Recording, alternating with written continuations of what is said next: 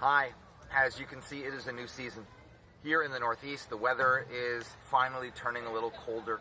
The leaves are changing colors, and behind me you can see that change is truly in the air at Community Synagogue as our construction is well underway. The entrance, the canopy, the office, that entire downstairs area that we've known and loved since about 1964 is gone, my friends. It means construction is underway. Our Kadima project is really moving forward at full pace. And how appropriate then that it is this week where we read from Parshat Noach, the story that is so well known to so many, of Noah, that the only righteous person that God was able to find. As the Torah says, Noah was a righteous man in his generation. It leads the rabbis to ask themselves a question. Was he righteous only in his generation? Or have he lived in another generation, say the generation of Adam? Would he have just been an ordinary person?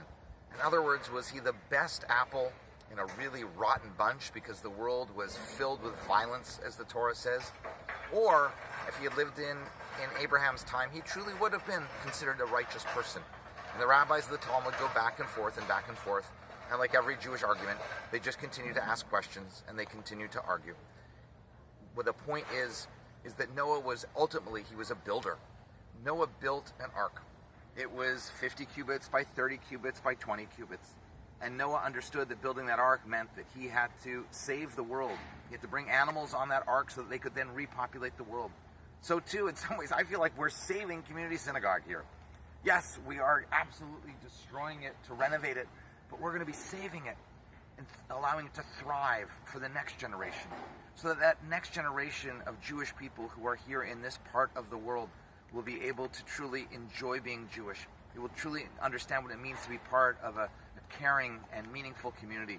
They will be able to be part of a community that wants to help them spiritually transform their lives, that will give them the tools and resources to be God's partner in healing the world. How appropriate then that we're reading Parshat Noach this week. The story of a builder, a man who built a boat to save the world, just as we are building a congregation for the future to truly not only save Judaism, but to allow it to grow and thrive here in this part of the world well into the future. I look forward to seeing you this Shabbat. I look forward to seeing you on Thursday morning for Torah study. I look forward to seeing you next week as many of our classes get up and going at this time of year. Wishing you a Shabbat Shalom.